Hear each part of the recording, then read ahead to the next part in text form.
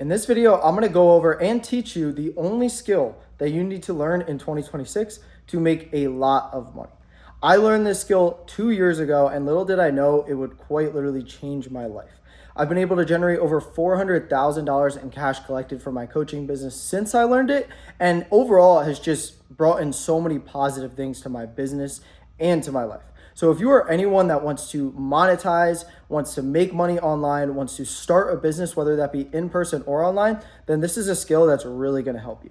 And what I did is I made a full visual on my computer of obviously what the skill is and also teaching you some of the key fundamentals on learning the skill and getting good at it. So what we're going to do is we're going to go there. I'm going to break down the whole thing for you. And hopefully by the end of this video, you at least have the key foundations of this skill so you can build upon it and start a business, make money, do whatever you want to do with it. But I promise you it's going to benefit you. So let's go there.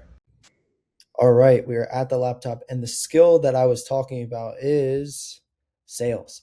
Some of you might have guessed this, but I truly think sales is the most important skill that you can learn to make any sort of money. Start your own business, make money online, in person, get things that you want even. I think sales is the most important skill for that. And for me, this was really the first skill that I kind of learned was sales, like taking sales calls for my offer.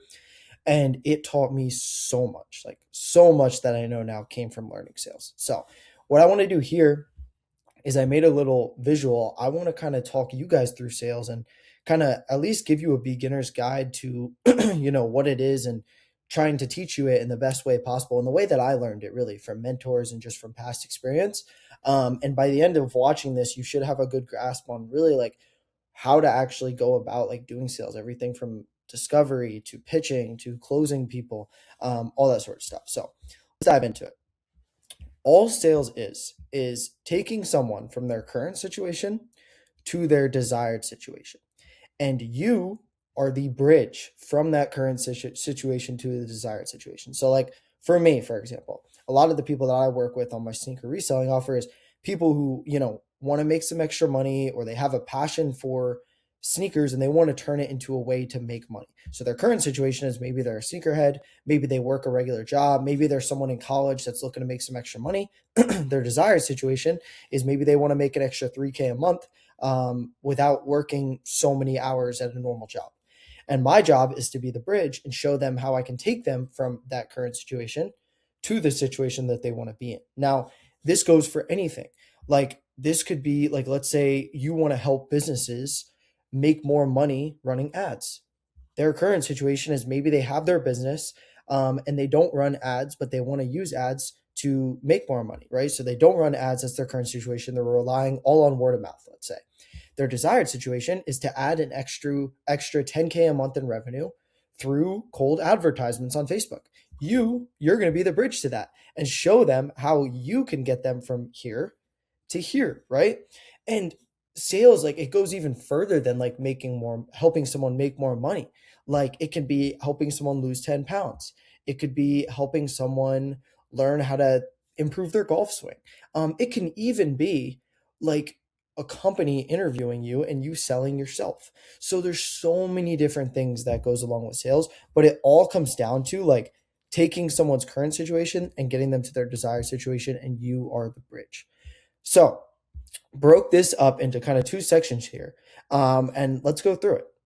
So when we look at current situation, what I'm really going to be talking about here is how kind of like a typical sales call is structured. Because at the end of the day, like most of the time when you're selling something to somebody, unless it's a super like low ticket thing, you're going to be on a sales call. Like let's say you're trying to sell them on a $3,000 offer, right? You're going to be on a sales call, and this is kind of going to be the flow of it. So starting off with the first step of a sales call, and what that is setting frame. And what setting frame is it's pretty much kind of like a warm introduction, and kind of setting the frame for what the call is going to be like. Because if you don't set the frame, the sales call, like a sales call is meant to be you asking the person questions, figuring out what they want, what they need, what they struggle with, and then pitching them on how your product, your service can help them with said struggle and get them to said goal, right? But if you don't frame the call and set the frame, it might not go like that. The person might just open up and start asking you a bunch of questions about yourself, right? That's not how you want it to be. So you need to set the frame. So how I start off all my sales calls is, first of all, you can't just start off with, okay, on this call we're going to talk about this, blah blah blah. You need to like, get a little intro into it. So I always start off with like, how are you doing today? Like, oh, like I'm doing well. Like, how about yourself? Yeah, like I'm doing good.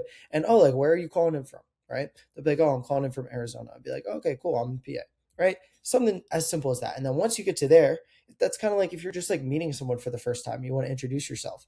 Um, from there, I would say something like what I want to accomplish on this call. So let's say for me, I'm on a call with someone to potentially join my coaching program and be like, cool. So on this call, really what I want to do is learn a lot more about you and your situation and kind of see, more about your past and what you've struggled with.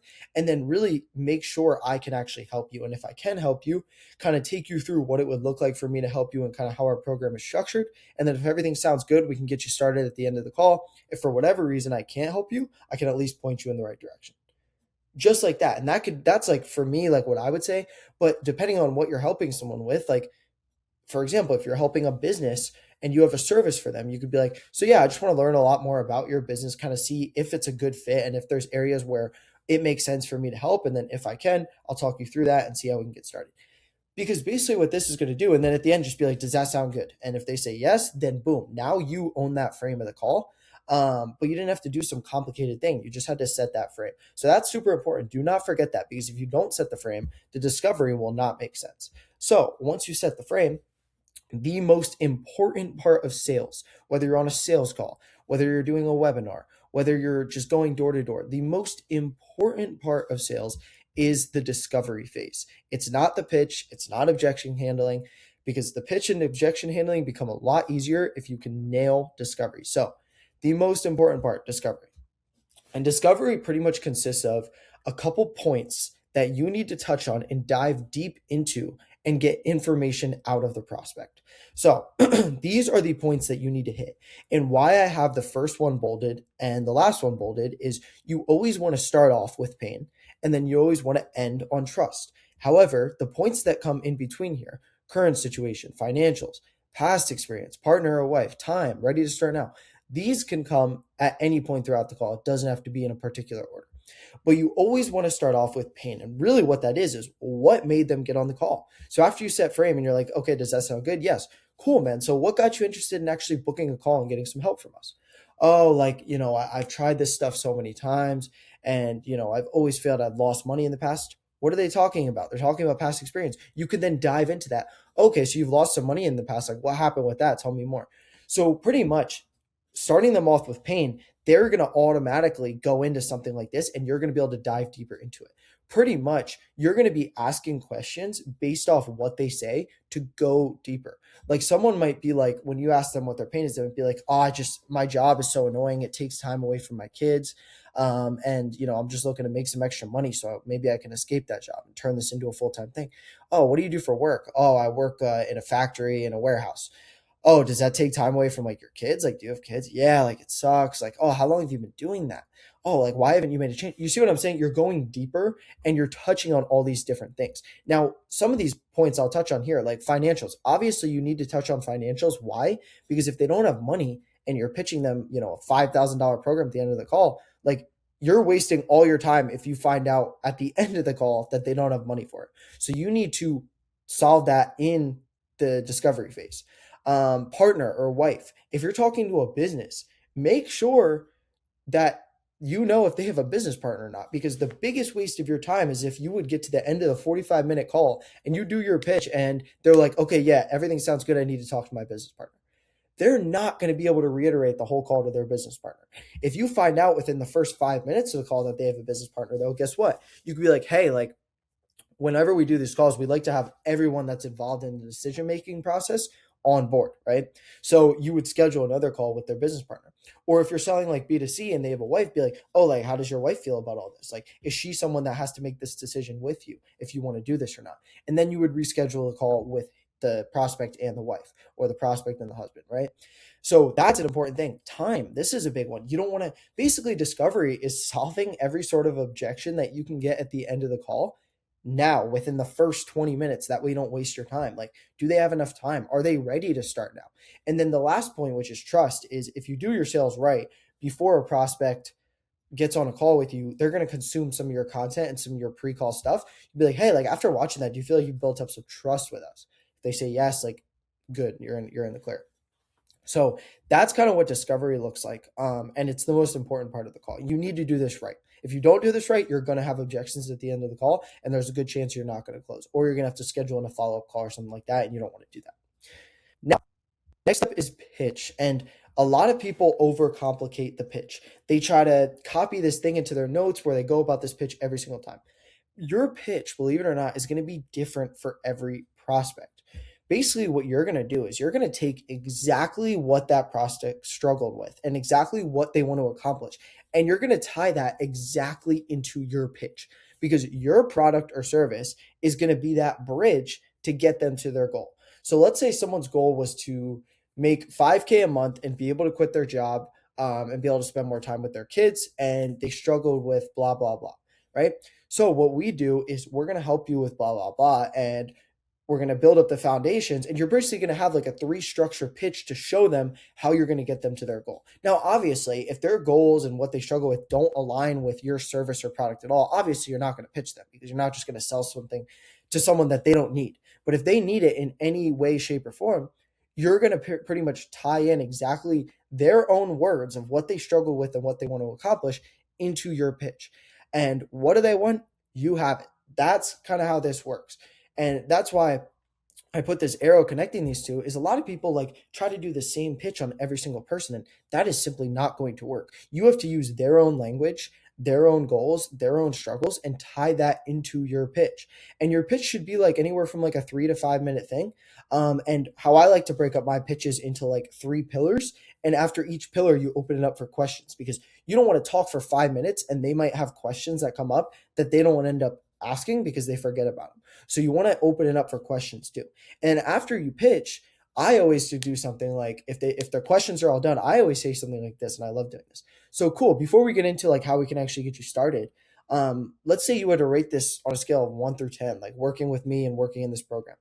What would you rate that? 1 being like, this sucks, get me off the phone. 10 being like, this is the perfect program for me. I feel like this is the best coach for me, and this is everything that I want. And let's say they give you like a 7, right? You know that they are not fully sold on this. They give you a 7, be like, okay, cool. Like, what's holding you back from giving 10? Like, what are some questions you have, things that we're missing that could be a 10? And then you can talk about those, and then you could be like, okay, what's the score now? And they might bump it up to a 9.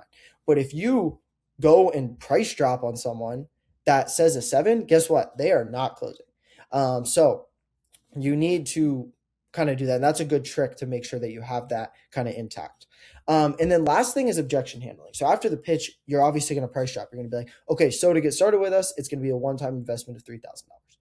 Now, if it's not a completely smooth call and you didn't do discovery right, like I said, first off, if you did discovery right, you shouldn't have any objections. But at the end of the day, objections are still going to come up. The biggest thing with objections is you need to isolate the objection before you objection handle. Because here's the thing, a lot of times they'll price drop, and then the prospect will be like, yeah, I need to think about it. Right. I need to think about it, like the price and all that sort of thing. And they'll be like, okay, for sure. Like, that's completely fine. Like, do you want to break up the price? Like, you're automatically assuming that they want to think about the price. They might want to think about if they want to get into this business model, or if they want to work with you or someone else, or if they need to talk to their wife. So what you need to do then is isolate the objection to figure out what it is, because then you can solve said objection. And usually what I would do here is, if someone says like, for sure, no, I get it, I just need to think about it, is number one, kind of read their body language a little bit. If like you say the price and they're like, whoa, like their eyes just open up, their mouth drops, like it's probably a price thing. But what you can say is, okay, cool, yeah, 100%. I want you to think about it so you can make a good decision. But let's say this was, free. Would you be ready to get started right now? And if they're like, yes, 100%, be like, okay, so are you 100% confident that I'm the best person for you to work with? If they say like, yes, yes. Okay, cool. And you're confident in yourself to put in that work and 100%. Be like, yes. So for you, what's really the biggest thing that comes up that you need to think about if you feel like, this is great for you and I'm great for you? Like, what's the biggest thing that comes up that you need to think about? And that's when they're going to tell you what the real objection is. They might be like, yeah, it's just the price, man. Be like, okay, for sure. So like price wise, is it just like your current financials? You're pretty much diving into that objection. Let's say it comes down to price. Then you could be like, okay, for sure. Like, I don't want price to be the only thing that holds you back from getting into this. So if we could maybe put together a payment plan or something like that to work, would that be something you're open to doing? Yes, then you could put up a payment plan. But let's say you do that, all that, and they're like, yeah, it's just, I just don't know if this is something I have time for right now. Okay, 100%. So curious, like, how much time do you think you're going to be putting towards this? And maybe like 1 to 2 hours a day. Okay, well, my student John did that and he did this. My student Gabe did that and he was able to accomplish this. So do you feel like time's really, you know what I'm saying? So you're basically getting what their objection is and then solving it. Solving the objection isn't very hard. It's actually isolating the objection and figuring out what it is. Because a lot of times when people don't solve objections correctly, it's because they're trying to solve the wrong one, right? So you need to figure out what it is, right? And then from there, you should be able to objection handle and get it closed. Sometimes, obviously, you're just not going to close, but you should be able to close if you isolate it and then solve the objection, right? So, yeah, guys, that's much what sales is and my best kind of diagram and visual of kind of how to go about like a sales call. This was more specifically towards like getting on a sales call with a business, a prospect, a customer, whatever it may be. And I actually have a live sales call on my channel. So if you want to see me kind of do this like in depth, I could probably upload a new one soon because I've definitely gotten better.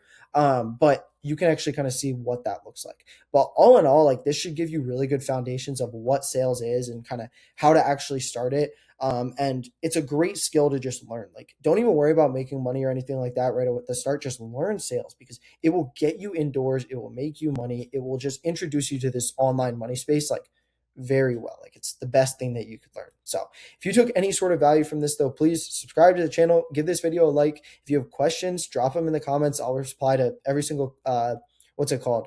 Comment. And in the description as well. Like, if you're a business that needs help with sales or something like that, I put a link to my Calendly, just a consulting call, completely free, just seeing if I can help you out. And then I'll also put my Instagram where you can DM me with any questions. But yeah, subscribe to the channel, and I will see you guys in the next one. Peace.